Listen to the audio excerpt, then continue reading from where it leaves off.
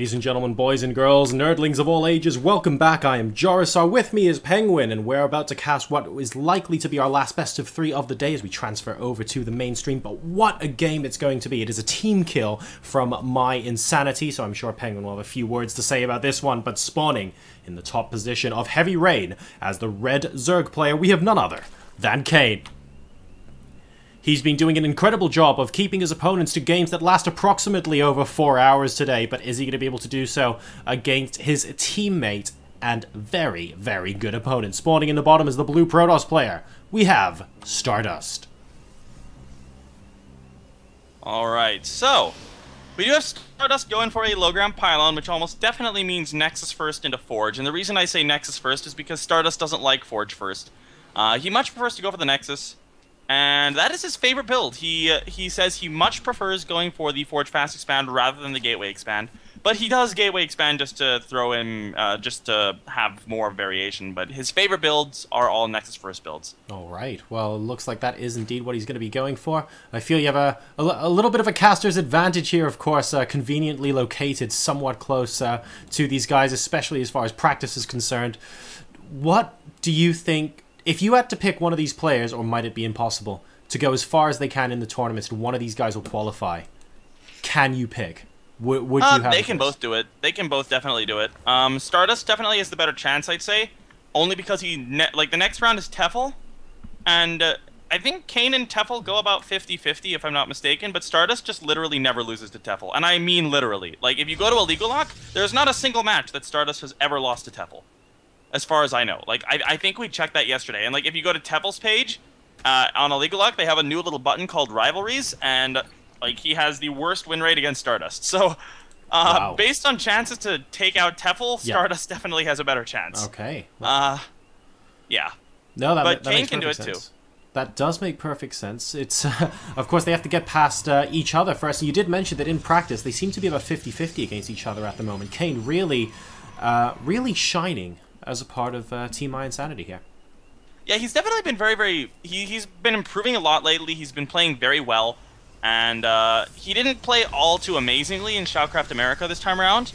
But he's really starting to get a little bit more tournament experience, also just with the qualifiers he's playing in. He did very well in the last qualifier for IEM Sao Paulo. I believe he lost to... I kind of want to say he lost to Jakji in Stage 2. But he got to Stage 2 through the Stage 1 qualifiers and got pretty far in Stage 2 last time around. Didn't quite make it.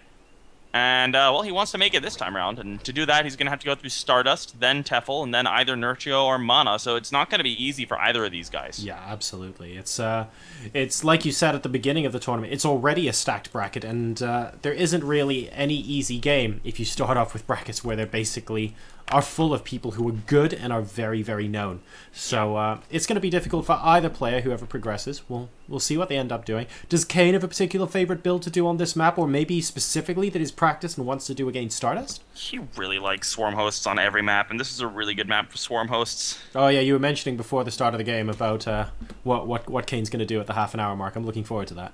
No, I was saying I made a joke earlier with Kane when I went to the other room, and I said he should go, because he was saying he's having so much fun playing to Swarm Hosts and imagining the Protoss tiers.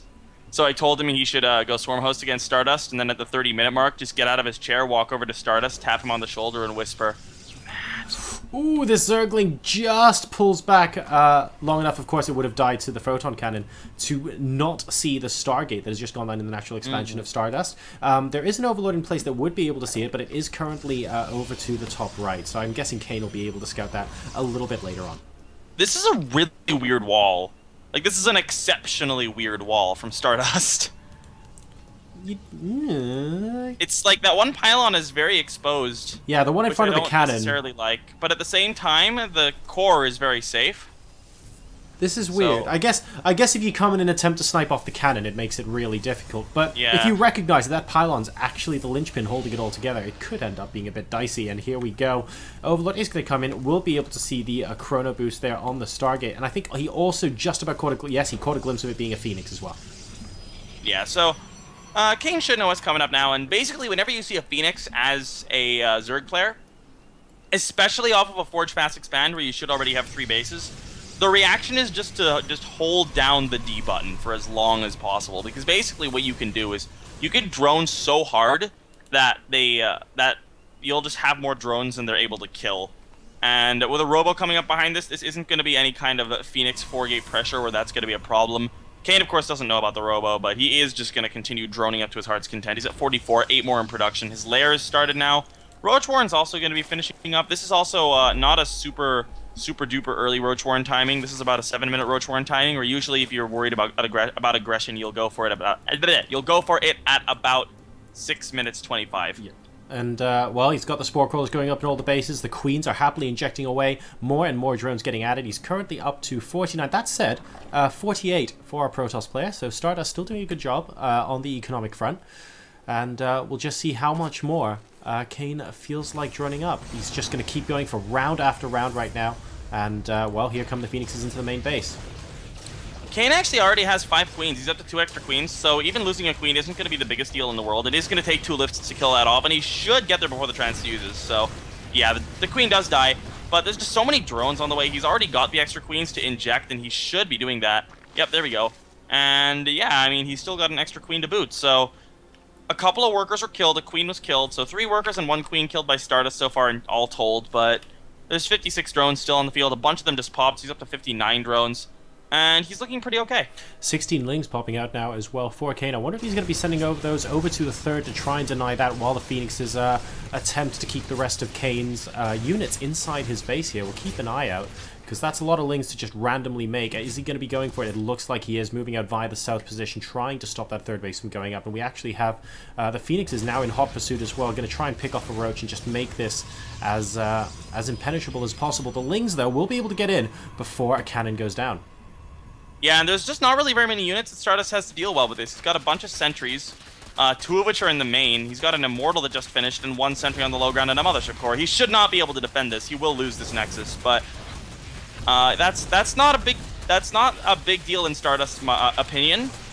And I will explain that after this engagement, but we do actually still have a bunch of stuff going down. So actually, this is not that great for Stardust. Yeah, he's lost quite a lot there. Both pylons and the cannon did finish before they were taken out as well. So these Lings did a tremendous job from Kane.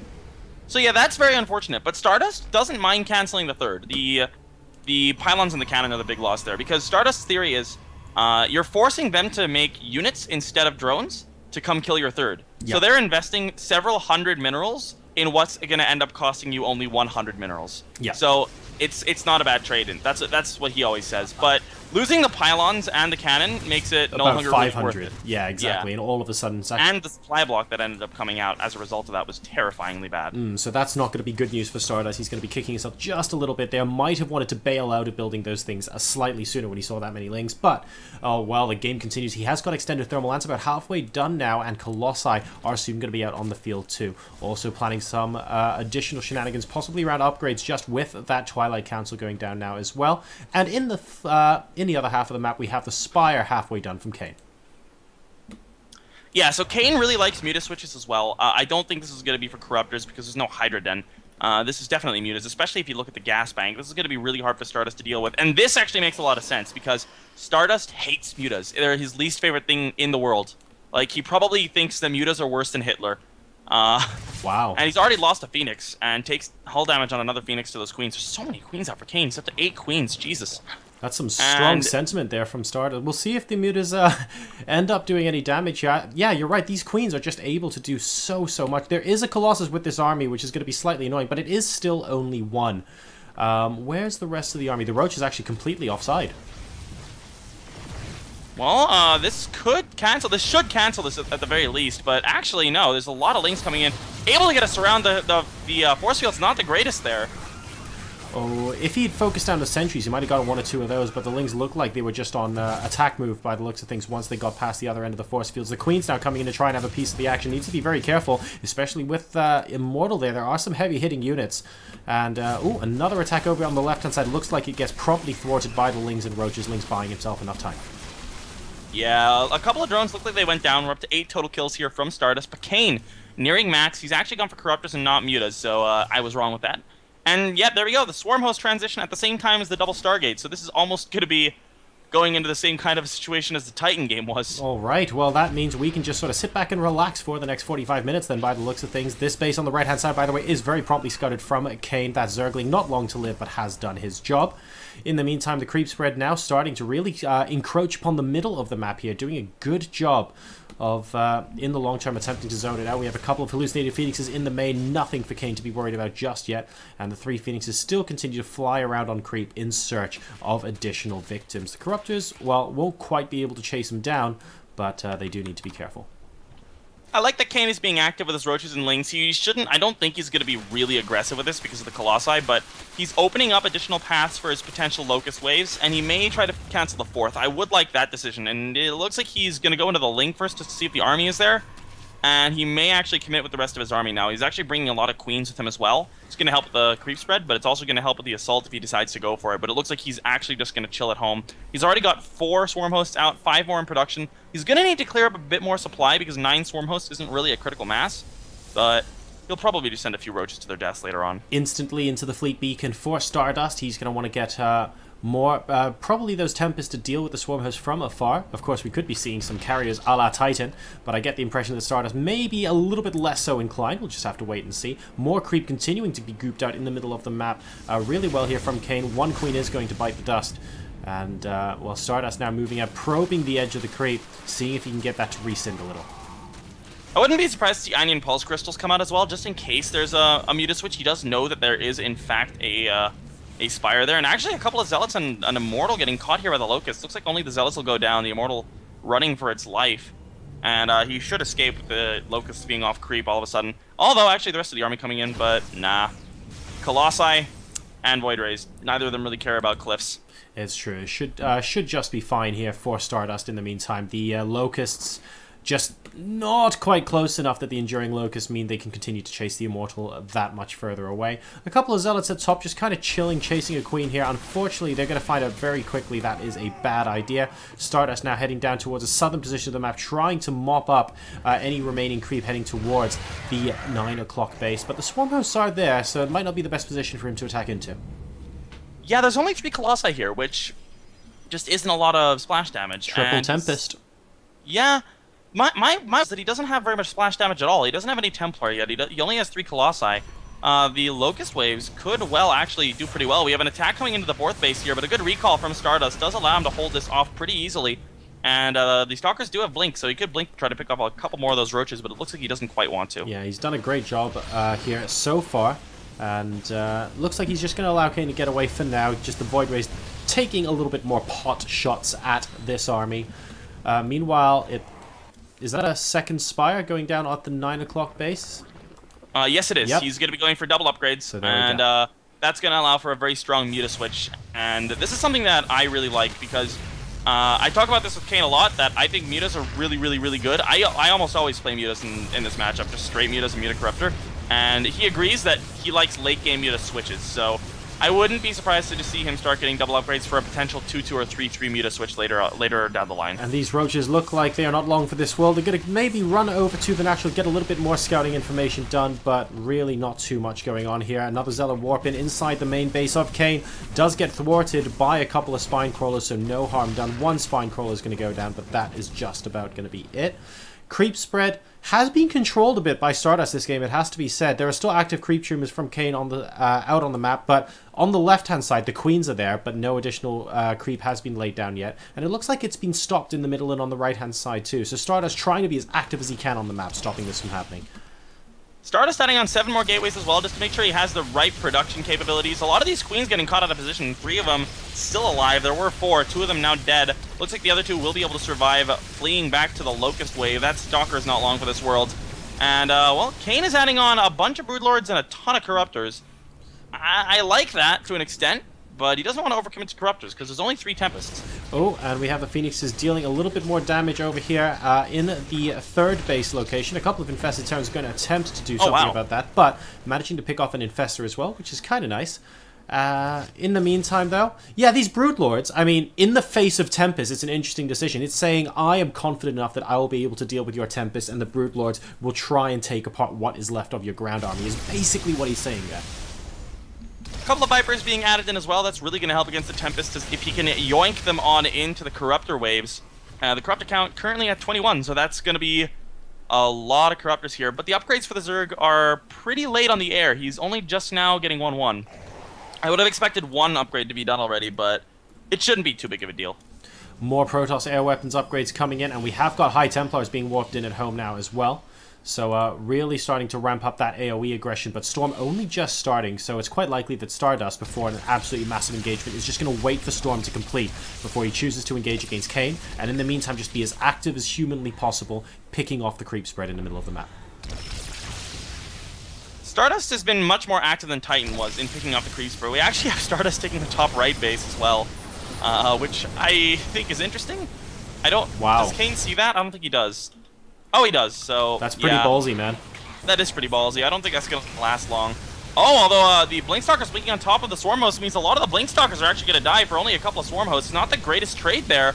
The Locust's doing a ton of damage, taking out sentries on the low ground now as well, and actually that was a pretty costly engagement for Stardust that just didn't really end up getting done what it wanted to. Yeah, Stardust smelled blood with the Swarm Host and thought, ooh, maybe I could pick a couple more of these off, and immediately went in, but unfortunately not quite getting what he wanted to here. Oh, no. Nice. Taking out the Mothership Core there. Is going to be no recall for you. This is going to be Stardust's entire army dead.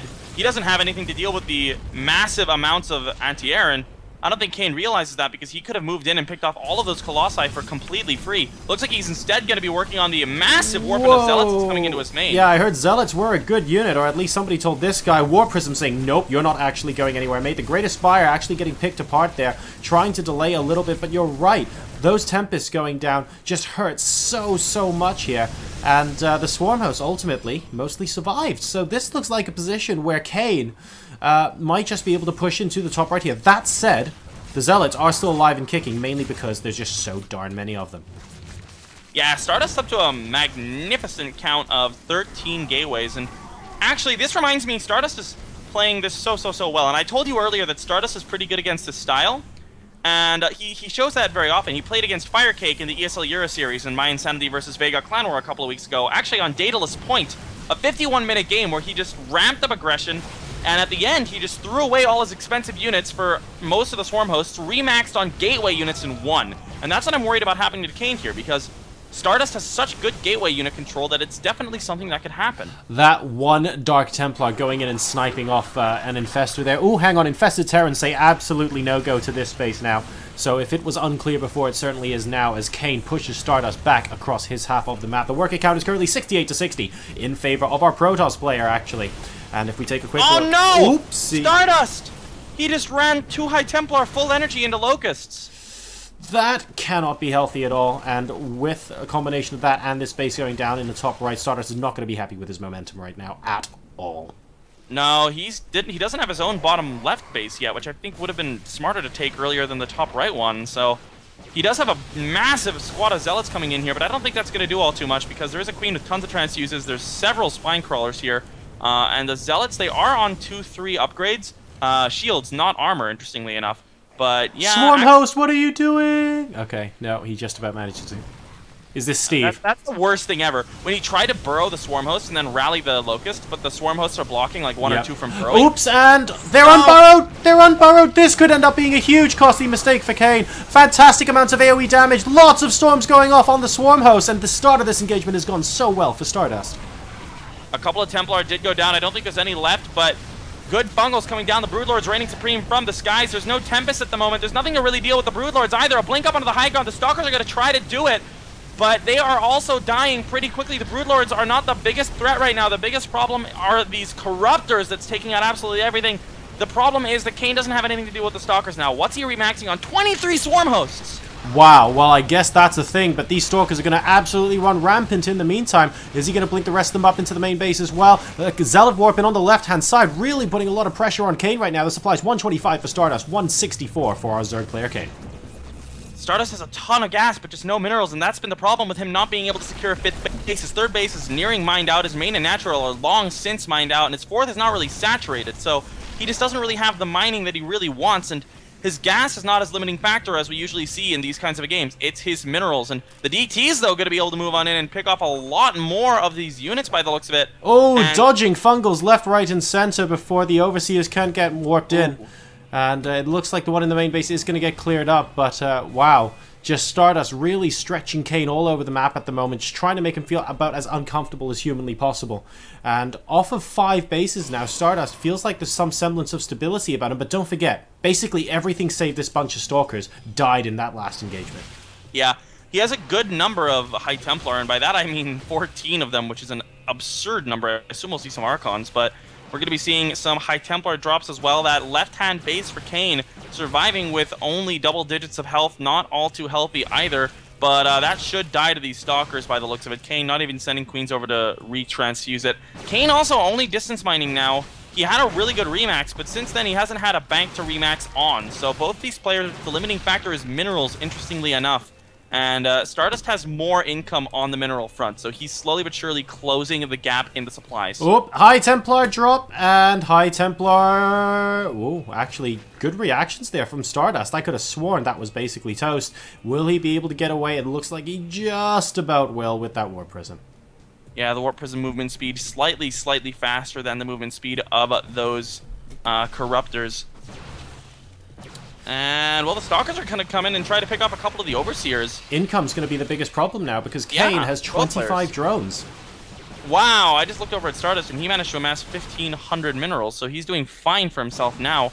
Just building up a Tempest count, and that's really going to be hard for Kane to deal with. He does still have a healthy Corruptor count of 19. How are the upgrades, though? He hasn't really been able to afford continuing those upgrades. Is it beyond 1-1? Only 1-0, actually. That's not great. The issue is with 24 drones, I just don't think Kane's going to be able to really do much beyond the army he currently has. He doesn't have the economy to support taking this into a later game, and it's not like he's maxed out with a bank ready to immediately get a second army in place. Far from it. He's at 170 supply and not quite broke. Yeah, I think what's going to end up happening, though, is since he's so low on workers, he's going to have this ultimate ball of death, which if he is going to need to win him the game. Well, he already has one. He's already sitting on about 140 supply of army, which is more than Stardust can boast. I guess. He's got almost 40 supply more army supply than Stardust. So right now, he already has more army supply than Stardust can have. I still think, though, that time is on Stardust's side simply because he's able to continue mining. Oh, Storm's on the 4th base there for Kane, taking him down to only 17 workers. Oh, God. Well, that is just, I mean, number of workers killed 51 this game so far. And, wow, well, becoming an Archon as well, because why not? You might as well. Picking apart a couple of infested Terrans, but this Archon will go down. There we go. And, ooh, now we have a little bit of an engagement. A couple of Stalkers actually biting off a bit more than they can chew. They do need to hightail it out there. Just checking that there's no base over on the left-hand side.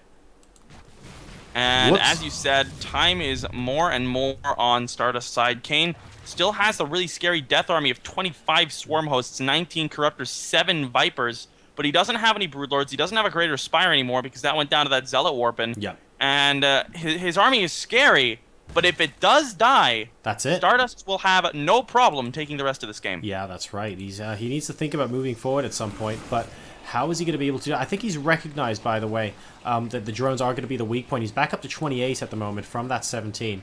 And was making a couple more. We have triple Tempest coming out now from Stardust to try and pick as much of this army off from afar as possible. But there's a large number of Corruptors, and as we've seen, Vipers moving in and taking those Tempests. Oh, huge fungal on the Stalkers. He needs a chain. He needs a chain. Is he going to get it? And yes, he gets it. The second one goes down.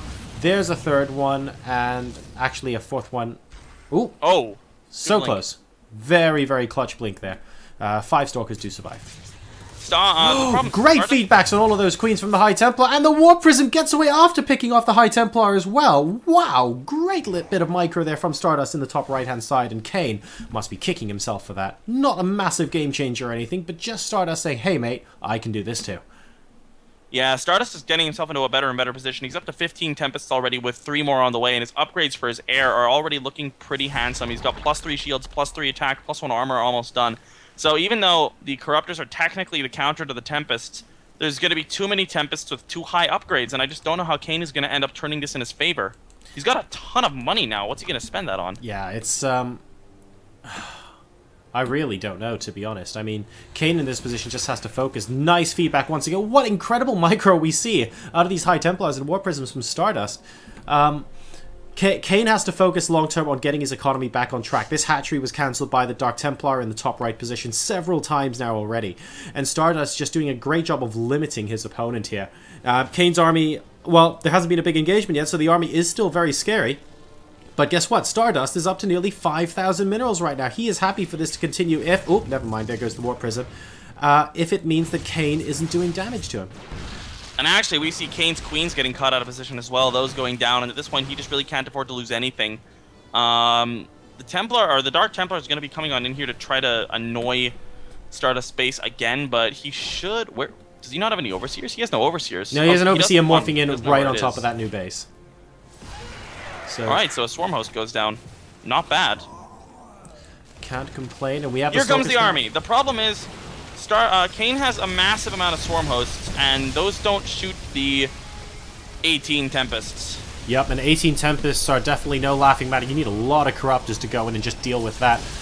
There aren't too many Stalkers underneath, but there are some High Templars for some great AoE damage, and it looks like Kane's going in now. A lot of Abducts going off on these Tempests. Is it going to be enough? Because, ooh, great Storm actually on top of those Corruptors. He's going to need a couple more of those if he wants to win the engagement overall. Now trying to run away. Dead. Yeah, I mean, there's still so many Tempests, though, that Kane is slightly apprehensive about heading in, and that they now have some Stalker support as well. It's the upgrades. Like, there's so many Corruptors, and they can't even one-shot Tempests. It's a huge problem. And now, well, Stardust continuing to encroach on this part of the map. If he gets that hatchery in the top position as well, I think Kane's going to slowly be starved out. He's only at 300 minerals and no gas. So this is going to be incredibly difficult. Picking up yet another queen. We can see the Infestors coming out, and needs to be careful. The Observer does spot them, so these Tempests can start sniping off these units from afar. Good pick off there of the Observer. He needed that with so many Tempests out on the field. So many Observers, though, and we have consistent double Observer production coming out of Stardust, which is not something you hear somebody say every day. But, I mean, Kane still has a good army here. And with good Infestors! There goes one. Off. Really nice. That's the problem. Like, the Abducts are the reason the Zerg is so cost-efficient. They can abduct one thing at a time. But now, it's Stardust in the position where he can pick off one unit at a time. These Tempests are being so cost-effective right now. Kane just can't go full-on into this, unfortunately. There's just no option for him to do that. These Tempests are slowly whittling him away. But bear in mind, this entire time, Kane is starting to mine from the top base once again. He's starting to get a little bit more money. He's going to try and completely max out and just stay calm. The Observers, though, really are the best unit here so far, doing a great job. Even using a Viper, wow, to abduct the Observer, because that's how important they are in this game right now, guys. Oh, great storms! Oh, that's great. That actually sets him back a bit. That technically doesn't set him back in terms of, oh, can I fight this, can I abduct and sort of pick apart a couple of these Tempests, but it does make a big difference to potential timing that he can take the army head on. Yeah, we have some good fungals coming in here from Kane's Infestors, but he's losing all of them in order to chain those, and it's just not a good trade, and I just don't actually see a way that Kane can win this game. He gets a couple of Tempests, which is nice, but he just doesn't have the upgrades to fight this. He's finished +1 air attacks now, but Stardust is on 2-3-3. And he's still at a 6,600 mineral bank with 500 gas, whereas Kane is still more or less broke. And that's just going to be so difficult. The Locusts actually, they're moving out, still going to their rally point, so it didn't do any damage there. And this top base is beginning to look increasingly isolated as Stardust continues to exert his influence in the middle of the map. He's not making any more Tempest. He has more Stalkers coming. He's got Colossi coming in for maximum AoE now as well. He knows that the army is predominantly air and that the remaining Tempest can take care of it. A couple of Archons losing their shields, but not their lives at this point, and that doesn't really matter because Archons are only shields pretty much, but those will die now.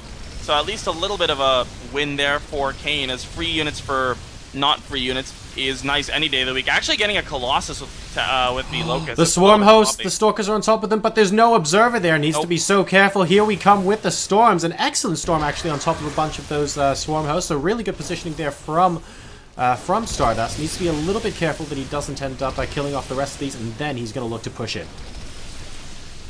Where's the mothership?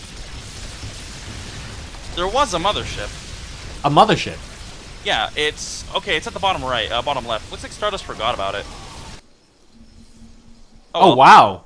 There is a mothership. And it has okay, been we actually have the Stalkers blinking on top of the Swarm Host once again. Good fungal coming on down here from Kane, but Stardust already trading so efficiently here. The Locusts do spawn, allowing them to survive, but Kane just doesn't have the income he needs. Another Tempest is going to go down here for free, but there's just still so many of them. We're still sitting at about 15 or 13 Tempests. Yeah, it's just, it's going to end up getting too much here.